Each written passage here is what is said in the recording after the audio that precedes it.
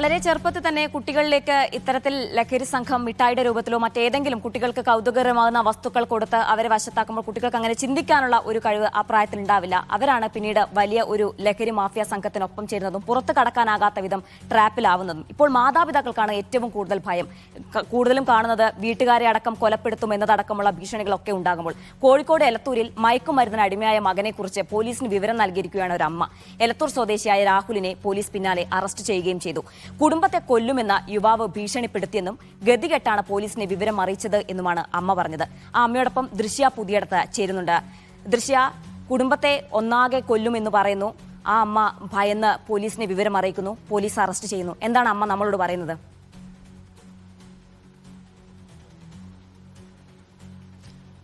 ജീന, ഇന്ന് ഉച്ചയോടെയായിരുന്നു സംഭവം. ഇയാൾ 290 ദിവസത്തെ ജയിൽവാസത്തിന് ശേഷം ജാമ്യത്തിലിറങ്ങി മുങ്ങിയതായിരുന്നു. കഴിഞ്ഞ വർഷം ജാമ്യത്തിലിറക്കി ഈ ഒരു വീട്ടിലെ കുട്ടിയെ തന്നെ ഉപദ്രവിച്ചതിനായിരുന്നു ഈ വീട്ടിൽ നിന്ന് വീട്ടുകാർ തന്നെ കേസ് കൊടുക്കുന്നു. അതിനുശേഷം പോക്സോ കേസിൽ ഈ പ്രതി അറസ്റ്റിലാവുന്നു. അവസാനം ഇവർ തന്നെ മകനോടുള്ള ഒരു ദയ മൂലം ഇയാളെ പുറത്തിറക്കുന്നു. ആദ്യം കുറച്ചുനാൾ ഇയാൾ നല്ലൊരു രീതിയിലുള്ള ജീവിതം തന്നെയായിരുന്നു നയിച്ചത്. പിന്നീട് വീണ്ടും ഇയാൾ ലഹരിക്ക് അടിമയായി വീട്ടുകാരെ ഉപദ്രവിക്കാൻ തുടങ്ങിയതോടുകൂടിയാണ് സഹികെട്ട് ഈ ഒരു അമ്മ പോലീസിനെ വിവരം അറിയിക്കുന്നതും ഇന്ന് ഉച്ചയോടെ മകൻ പിടിയിലാവുന്നതും. അമ്മ ഇപ്പോൾ നമ്മുടെ കൂടെയുണ്ട്. എന്തായിരുന്നു സംഭവിച്ചത്? ഇന്നലെ നിങ്ങൾ ഉപദ്രവിക്കാൻ ശ്രമിച്ചിരുന്നു അല്ലേ?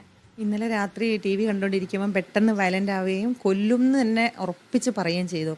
എന്നുവെച്ചാൽ കൊല്ലുമെന്ന് പറഞ്ഞാൽ സമയം അടുത്ത മാസത്തിൻ്റെ ഉള്ളിൽ എല്ലാവരെയും വീട്ടിലുള്ള എല്ലാവരെയും കൊന്നിട്ട് അവൻ ജയിലിൽ പോകുന്നു. അപ്പോൾ ആ പറഞ്ഞതിലുള്ള വാക്കിലുള്ള ആ ഉറപ്പ് ഭയങ്കര ഒരു ദൃഢനിശ്ചയത്തോടു കൂടി അവൻ പറഞ്ഞത്. ആ പറഞ്ഞ് കേട്ടിട്ടുള്ള ഒരു പേടി കൊണ്ടാണ് ഞാൻ ഇത്രയും ദിവസം ഞാൻ അവനെ അകത്ത് വെച്ച് ഞാൻ സംരക്ഷിച്ച്, ഇനി അങ്ങനെ സംരക്ഷിച്ചാൽ അതിനേക്കാളും വലിയ ആപത്ത് എനിക്ക് വരും എന്ന് തോന്നിയിട്ടാണ് ഞാൻ വേഗം പോലീസിനെ വിവരം അറിയിച്ചത്. ഈ രാഹുൽ ഇടയ്ക്കിടെ പ്രശ്നം ഉണ്ടാക്കുന്നുണ്ട്. നിങ്ങളോട് എന്താ പണം ആവശ്യപ്പെട്ടുകൊണ്ടാണോ നിങ്ങളുടെ പ്രശ്നം ഉണ്ടാക്കുന്നത്? അതെ, പൈസ തന്നെയാണ് ഏറ്റവും വലിയ ഇത്, പൈസ തന്നെയാണ്. ഇപ്പം കഴിഞ്ഞ ദിവസം 2 ദിവസം മുമ്പ് പുറത്ത് പോയിട്ട് വന്നപ്പോൾ ചെറിയ മോന് 3 വയസ്സുള്ള കുട്ടിക്ക് മിഠായി കൊണ്ട് കൊടുത്തിട്ടുണ്ട്, ചെറിയ 2 മിഠായി. അപ്പം ഞാനത് വാങ്ങി പരിശോധിച്ചു എന്നല്ല, ഒരു കഷ്ണം ഞാൻ കടിച്ച് തിന്നുകയും ചെയ്തു. അതിന് ശേഷം ഞാൻ കുട്ടിക്ക് കൊടുത്തത്. അപ്പോൾ അത് അവന് തീരെ ഇഷ്ടപ്പെട്ടില്ല. അതിന് ആ സമയം തൊട്ട് അവൻ ഇങ്ങനെ വല്ലാതെ വീട്ടിൽ അക്രമ രീതിയിൽ തന്നെ പെരുമാറുന്നുണ്ട്. ഞങ്ങളോട് കൈ കിട്ടുന്നൊക്കെ എടുത്തെറിയുക, വായി തോന്നിയാസൊക്കെ വിളിച്ച് പറയുക, അങ്ങനെയൊക്കെ ചെയ്യുന്നുണ്ട്. അപ്പം അതിൻ്റെ തുടർച്ചയായിട്ടാണ് ഇന്നലെ രാത്രി ഇങ്ങനെ ചെയ്തത്. അപ്പം എനിക്ക് സുഖമില്ലാത്ത അമ്മ ഉണ്ട്, എനിക്ക് സുഖമില്ലാത്തതിനെ കൂടി എന്നെ നോക്കാൻ വന്നതാണ് അമ്മ. അപ്പോൾ അമ്മേനെയും കൂടി ഇങ്ങനെ പറഞ്ഞ് അമ്മേൻ്റെ മുന്നിൽ നിന്നാണ് ഓനെ ഇനിയൊക്കെ അടിക്കാനൊക്കെ വന്നത്. അപ്പോൾ അതുകൊണ്ട് ആ സമയത്താണ് അടിക്കാൻ വന്നത് കൊണ്ടും എനിക്ക് വലിയ പ്രശ്നമില്ല. പക്ഷേ ഈ കൊല്ലുന്ന അവനെ ഉറപ്പിച്ച് പറയണം. അപ്പോൾ എനിക്ക് തോന്നി അകത്തിരുന്ന് ശരിക്കും ഞാൻ ഭക്ഷണം കൊടുത്ത് അവനെ പോറ്റിയിട്ട് അകത്തിരുന്ന് ഇവൻ ഇങ്ങനെ ഒരു പ്രതികാര ബുദ്ധിയോട് കൂടി ചിന്തിക്കുകയാണ് എന്ന് എനിക്ക് തോന്നി അവൻ്റെ വാക്കുന്ന്. അതുകൊണ്ടാണ് ഞാൻ വേഗം പോലീസിനെ വിളിച്ചത്.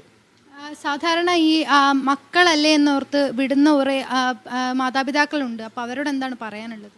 മക്കളല്ലേന്ന് ഓർത്ത് തന്നെയാണ് ഞാനും ഒരു അമ്മയല്ലേ, ഞാനും മോനല്ലേ എന്ന് വിചാരിച്ചിട്ടാണ് അവൻ ശരിക്കും അവന് ജാമ്യം കിട്ടുമ്പോൾ അവനുള്ള ഓർഡർ എന്താണെന്ന് വെച്ചാൽ ഈ കുട്ടിയുള്ള വീട്ടിൽ അവൻ താമസിക്കാൻ പാടില്ല, വരാൻ പാടില്ല എന്നാണ്. എന്നിട്ടും അവൻ വന്നപ്പോൾ അവനൊരു പ്രശ്നം ഉണ്ടാക്കുന്നില്ല. അപ്പോൾ അവൻ്റെ ഒരു ദയനീയ ഭാവം കണ്ടിട്ട് എൻ്റെ മോൻ ഇങ്ങനെയായി പോയല്ലോ എന്നുള്ളൊരു സങ്കടത്തിലാണ് ഞാൻ ഓനെ എൻ്റെ വീട്ടിൽ സ്വീകരിച്ചതും ഓന് ഞാൻ ഭക്ഷണം കൊടുത്തതും ഓനെ നോക്കിയതും. ഈ ഒരു പ്രശ്നമൊന്നും ഇല്ലാതെ ഓൻ ഇത്രയും ദിവസം നിന്നിട്ട് പിന്നെ പതിയെ ഓൻ്റെ സ്വഭാവത്തിൽ മാറ്റം വരിക. എന്ന് വെച്ചാൽ ഓൻ ശരിക്കും എൻ്റെ ഹോട്ട്സ്പോട്ട് ഓണാക്കിയിട്ട് ഓൻ ആർക്കോ മെസ്സേജ് അയക്കുന്നുണ്ട്. അപ്പം മെസ്സേജ് അയച്ചു കഴിഞ്ഞാൽ അപ്പം തന്നെ ഓൻ ബനിയനൊക്കെ എടുത്തിട്ട് ഞങ്ങൾ വീടിൻ്റെ അടുത്ത് ബീച്ചാണ്, ആ ബീച്ചിലേക്ക് പോകും. ഒരു 20 മിനിറ്റ് അരമണിക്കൂറിനുള്ളിൽ തിരിച്ചു വരികയും ചെയ്യും. വന്നു കഴിഞ്ഞാൽ പിന്നെ അകത്തുനിന്ന് നല്ല കഞ്ചാവിൻ്റെ മണം ശരിക്കും എനിക്ക് അറിയുന്നുണ്ട്. അതാണ് മണം വരുന്നത്. കാരണം ഈ കുട്ടി ആസ്മ പേഷ്യൻ്റാണ് മോൻ. എന്തൊരു ദയനീയമായ ഒരു അവസ്ഥയാണ് ആ അമ്മയുടേത്. മകന്റെ കൂടെ ഒരു വീട്ടിൽ താമസിക്കാൻ കഴിയുന്നില്ല, വയ്യാത്ത അമ്മ വീട്ടിലുണ്ട്, ചെറിയ കുട്ടി കൊടുക്കുന്ന ഭക്ഷണത്തെ പോലും സംശയമുണ്ടാകുന്നു, ആവശ്യപ്പെടുന്ന പണം കൊടുത്തില്ലെങ്കിൽ 1 മാസത്തിനകം കൊല്ലുമെന്ന് ഭീഷണിപ്പെടുത്തുന്നു. അങ്ങനെ ഒരു കാഴ്ചയാണ് നമ്മൾ കാണുന്നത്.